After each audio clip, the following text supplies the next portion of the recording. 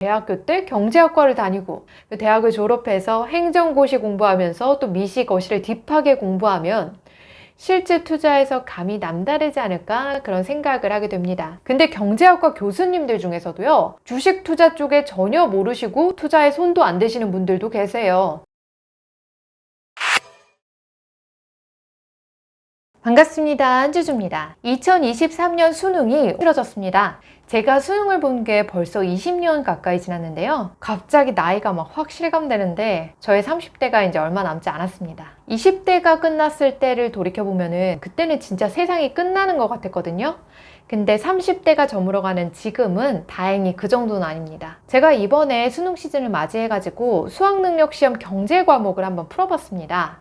난이도가 다소 평이했다고 하는 2017년 수능을 찾아봐서 풀어봤는데요. 수요, 공급, 국제무역 관련된 계산 문제들이 되게 많이 출몰하는데 이런 게 문제풀이 스킬이 없으면 바로바로 잘 풀리지가 않더라고요. 그래서 제가 수능 경제를 푸는데 무려 2시간이 걸렸습니다. 하나 틀렸고요. 이게 원래는 40-50분 안에 풀어야 되는 건데 저는 시간이 너무 오래 걸려가지고 만약에 이게 실제 시험이었으면 완전히 망한 거죠. 시험 시간에 맞춰서 풀었다면 아마 반타작 좀 넘었을 것 같아요. 그럼 몇 등급이었을까요? 네, 수능 경제는 쉽지 않아요. 경제 과목을 선택하시는 분들은 이미 어린 나이부터 굉장히 경제 덕후인 것 같더라고요. 경제 분야를 유독 재미있게 느껴서 어릴 때부터 경제 분야에 심취하는 친구들이 선택 과목을 경제로 선택하는 경우가 꽤 있다고 해요. 수능 경제 과목이 문과생들 입장에서 보면 수학 계산이 되게 많거든요. 그래서 진입장벽이 꽤 높은 것 같아요. 근데 만약에 경제가 이과의 선택 과목이었으면 어땠을까요? 제가 생각하기에 이거 완전 초절정 인기 과목이 됐을 거예요. 경제가 이과 과목이면 이과생들은 아마 경제를 무지무지 많이 선택했을 것 같아요. 일단 경제 과목이 외워야 할 범위가 되게 적잖아요. 그리고 계산도 수학 2에 비하면 뭐 산수처럼 느껴질 수도 있을 것 같아요. 그래서 경제가 만약에 이과 과목이면 진짜 학생들 거의 다 선택했겠다 싶어요. 이과생들이 선택 과목이 물리, 화학, 생명과학, 그리고 뭐 지구과학 이런 거잖아요. 근데 뭐 화2, 생명과학2 이런 거보다는 경제가 훨씬 쉬울 것 같아요. 참고로 저도 고등학교 때 이과생이었어가지고 화학2랑 생명과학2를 선택했었는데 지금 만약에 누가 저한테 화학2, 생명과학2 수능 시험지를 딱 풀라고 준다면 진짜 3분의 1도 못 풀 것 같아요. 그리고 수학2도 진짜 기억 하나도 안 나고요. 그나마 경제는 제가 지금 뭐 기억을 더듬어 가면서 풀 수는 있겠더라고요. 이과생들한테는 그렇지만 문과생들에게는 경제가 거의 어나더 클래스의 영역인 것 같더라고요. 수능 경제를 선택한 학생들이 대부분 미래의 경제 덕후가 될 거라고 저는 생각합니다. 자, 그렇다면 경제를 공부하는 것과 투자를 잘하는 것, 이 사이에는 어떤 상관관계가 있을까요? 고등학교 때부터 그렇게 경제를 공부하고 그리고 대학교 때 경제학과를 다니고 대학을 졸업해서 행정고시 공부하면서 또 미시거시를 딥하게 공부하면 실제 투자에서 감이 남다르지 않을까 그런 생각을 하게 됩니다. 근데 경제학과 교수님들 중에서도요, 주식 투자 쪽에 전혀 모르시고 투자에 손도 안 대시는 분들도 계세요. 실제로 지난 학기에 제가 수업을 들었었던 거시경제 교수님이 계신데 그분은 주식 투자를 전혀 모르고 안 하신다고 하셨어요. 교수님께서 저에게 말씀을 하시기를 사람들이 자기를 만나면 자꾸 주식 투자 관련해서 이런저런 조언을 구한다는 거예요. 근데 좀 그러지 말라고, 자기는 나는 전혀 모른다고 그렇게 말씀하시더라고요. 그리고 제가 아는 동생 중에서 행정고시를 3년 준비한 친구가 있는데 그 동생은 서울대 나온 엘리트거든요. 이 친구가 행정고시를 준비하면서 경제원론, 미시경제 그리고 거시경제를 완전 열공했을 거잖아요.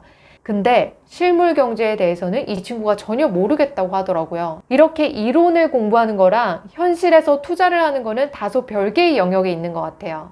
반면에 경제학과 무관한 인생을 살아오신 분들도 있는데 그분들은 경제학에서 나오는 이야기를 실제로 경험하시면서 체득하시는 분들이 있어요. 뭐 예를 들어서 부동산 투자 되게 오랫동안 하신 분들 있잖아요. 그런 분들은 경제학에서 나오는 이야기가 현실에 어떻게 적용되는지를 너무 잘 알고 계시죠. 이분들이 뭐 세금이 수요 공급 곡선을 어떻게 이동시키는지 같은 걸 배웠겠어요? 근데 오래 투자하신 분들은 이미 어떻게든 그걸 다 알고 계세요. 진짜 투자의 현실에서 오랫동안 치고받고 하신 분들만 아는 그 촉이 있는데 그 촉이 정말 대단한 것 같아요. 왜 작년 겨울쯤에 그 전문가들을 비롯해서 대부분의 사람들이 막 부동산 상승할 거다 그렇게 부르짖었잖아요. 그때 저한테 정반대의 말씀을 하신 분이 있는데요. 그분이 갤러리를 운영하는 건물주 여사장님이신데 부동산 투자를 오랜 기간 굉장히 많이 해오셨거든요. 근데 작년에 저한테 이런 말씀을 하시더라고요. 주주씨, 요즘에 그림 시장이 불타오르잖아. 근데 내가 겪어온 바로는 그림 시장은 가장 마지막에 불타오르거든. 그래서 지금처럼 이렇게 그림 시장이 뜨거울 때는 보통 부동산 시장이 끝물이던데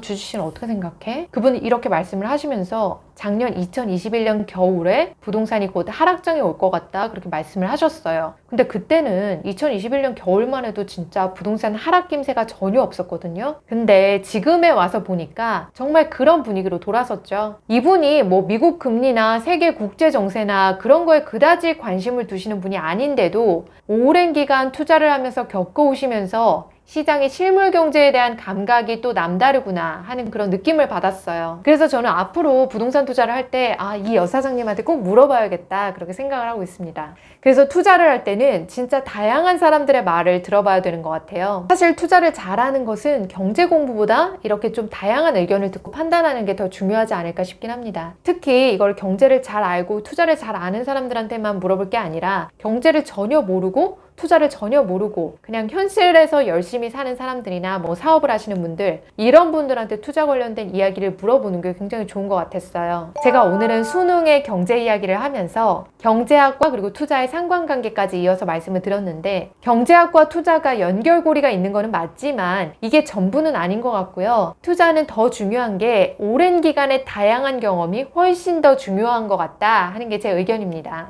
그래서 제가 경제 전문가는 아니잖아요.